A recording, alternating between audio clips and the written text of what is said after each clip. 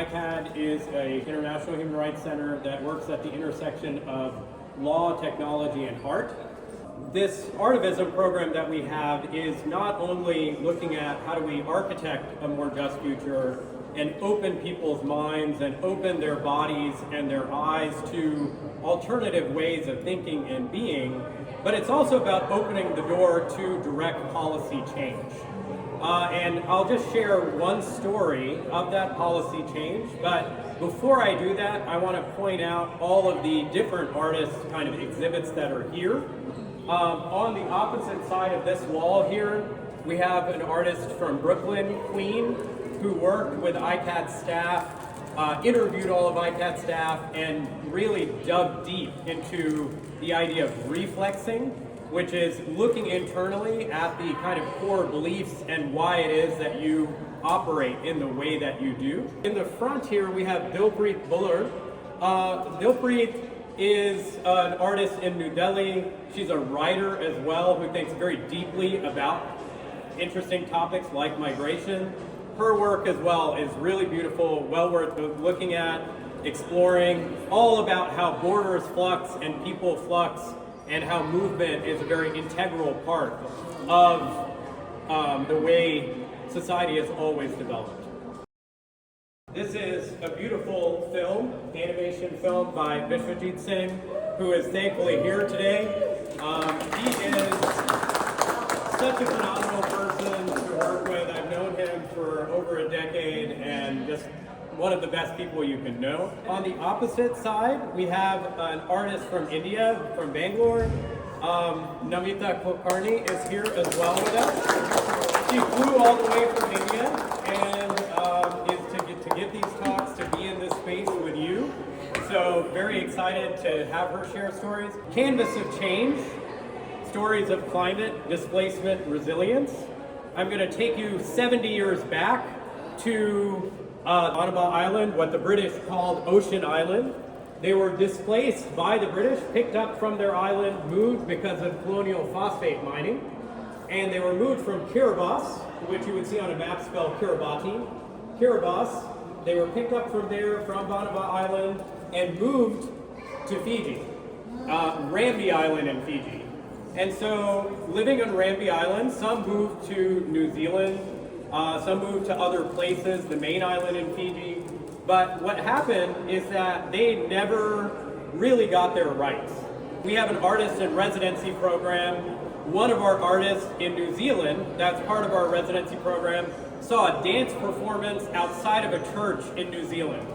And this dance performance,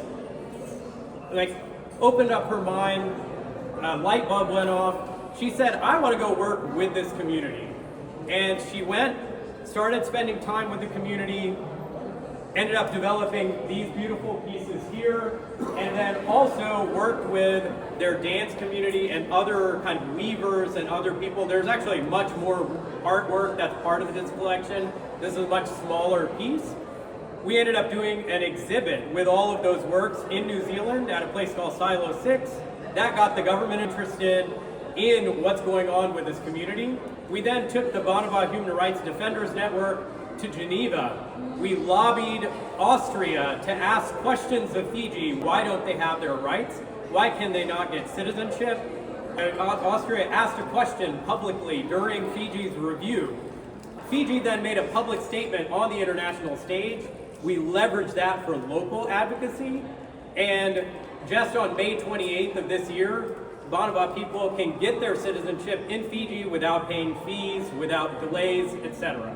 So art opened the door and policy change happened. So I want you to kind of take that in your mind that we move people in this way we always have as community, and we can keep doing that. This is a film based on my life story. This year is the 25th anniversary of 9/11, right? I remember a few weeks after 9/11, there was a cartoon, a political editorial cartoon, animated cartoon, that for the first time in my life, I saw representing my story and predicament. It took a few months, inspired me to become a cartoonist, which I did not know how to do, but I learned from other people on the internet. Did that for 10 years, and then, my cartoons were full of turbans and beards. I imagine famous people in turbans and beards, including white people, black people, brown people, right? And then 2011, the first Captain America movie had come out. I remember seeing the poster, so I created an illustration of a very buff-looking turban, beard, but a tied-up beard like Savraj's, big buffy Captain America. I went to my first New York City Comic Con. Anybody has been to New York City Comic Festival? Savraj and Fiona, the two cool people, highly encourage you. Every October it happens for 4 days. First day is free. First day is for teachers. Go there, even if you're not a comic fan, because you will see people from around the globe. A lot of art from small artists like myself to Pixar and Sony. So I went there first year, rented a table, and I put the Captain America poster behind me. And it did something weird. Some people liked it, some people did not like it. Some people are like, why is Captain America Muslim? I said, well, this Captain America is sick, but Captain America can be Muslim, right? There was a kid. Now this is, if you see this film, there's a kid in there, but we took a little artistic license. The third day of the exhibit, there was a kid from the left corner of my eye. I saw somebody staring at me, so I look at them, and there's a mom, I presume she's a mom and a kid. They're looking at me, I look at them, I tell them, come over. So the mom goes to me, out of every single piece of art, my son loves that poster behind you. Are you selling it? I said, I'm not selling it. I didn't know somebody wanted to buy it. So I had an extra copy. I signed it, I gave it to him. He didn't say anything to me. I wish I should have asked him. What I'm thinking in my mind, what does a white 10-year-old blonde-haired kid what is he gonna like about a Captain America with a turban and beard, right? But that's my stereotype, right? I'm judging him, right? So that happens, and the next day, a photographer who's doing a photo essay on 6 in post 9/11 America, I'm her last subject. She's been trying to photograph me, and she's not happy about it. Like, we're not, So she comes take photos, and she sees the poster, and she goes to me, Vishavjit, you should come back next year to the Comic Con and dress up as Captain America. What do you think I said to her? Absolutely no way. Why? I already stand out. People call me names. I've been called Osama bin Laden well after he was killed. Thousands of times, go back home. I'm like, I don't want to stand out anymore. Fiona was patient. About a year later, she did convince me. Now, some of you might know Fiona, but Fiona's here actually. She's taking photos. Hi, Fiona. So, I know a lot of people know I do cosplay, I dress up as Captain America. That was not my idea. That was Fiona's idea. So, June 2013, so 13 years ago, I stepped out super scared. I'm like, I'm skinny, right? Skinny, long beard, glasses. That is not most people's idea of a superhero, right? But something magical happened that day. You see that in the film. I was invited into a wedding. I took photos with cops. People followed me. I got hugs from strangers. That I got access to a fire department truck, which is not going to happen to most of you unless you dress up as Captain America, maybe. I realized, okay, maybe I'm onto something. So I eventually left my job as a tech software engineer. I became a public speaker. Last thing I want to say is this, this film is actually on YouTube. You can put American Sick, watch it, share it with your friends. So I was a public speaker, COVID happens, I had to leave my job, so then I got a job at the biggest fire department in the US, second biggest in the world, FDNY. I work at the Office of Diversity, Equity, and Inclusion. I like to say I get to work with real-life superheroes, firefighters, EMTs, paramedics. If you have any questions, let me know. Love the kids being here. That's so cool. I genuinely believe we all have a superhero inside us. Please keep supporting stories, buy art, read books, comic books, tell your stories. If you don't see yourself represented, you tell your stories no matter what. And dress up as superheroes. Thank you. So my intention here was to make explicit the link between colonialism and the climate crisis, as colonialism being the context from which it arises.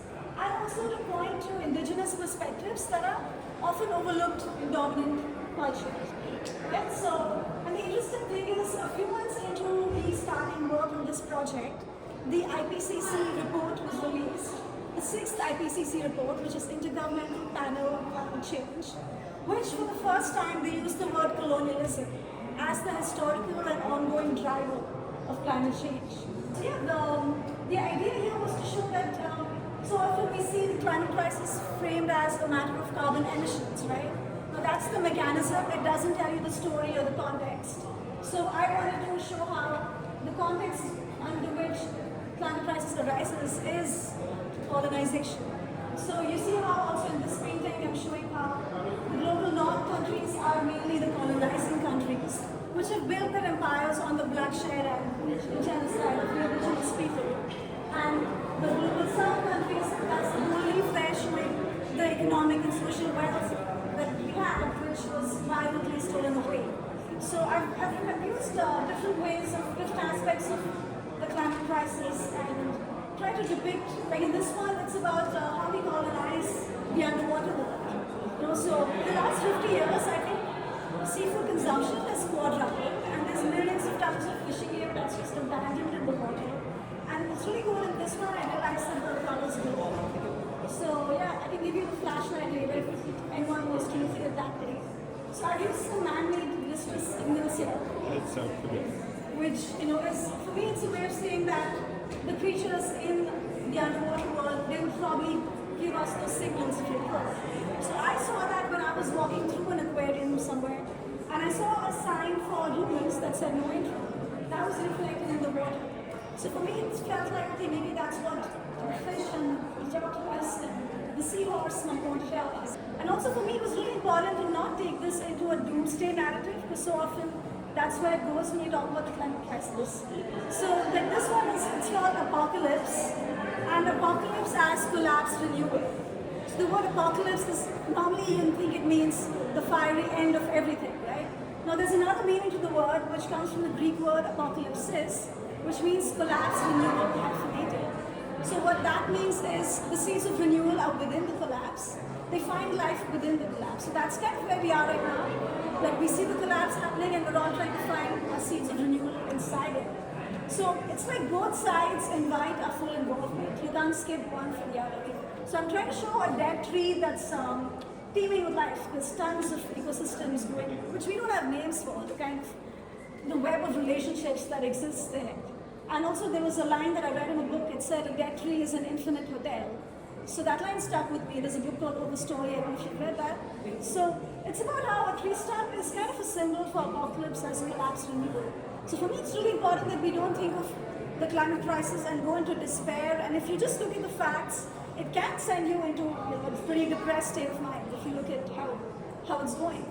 But I feel like that's not helpful, and my work as an artist is to point towards the seeds of renewal, the hope, the questions, the different ways we can look at this.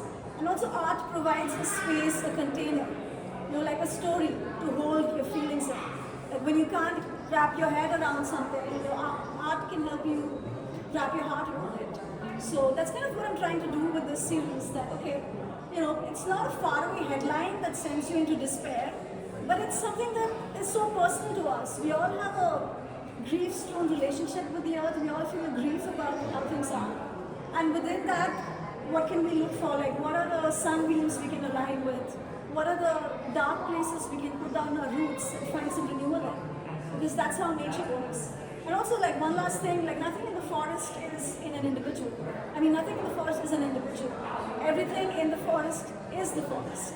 Because, I mean, that's also how indigenous people saw nature, as a web of relationships, not a bunch of resources that endlessly extract.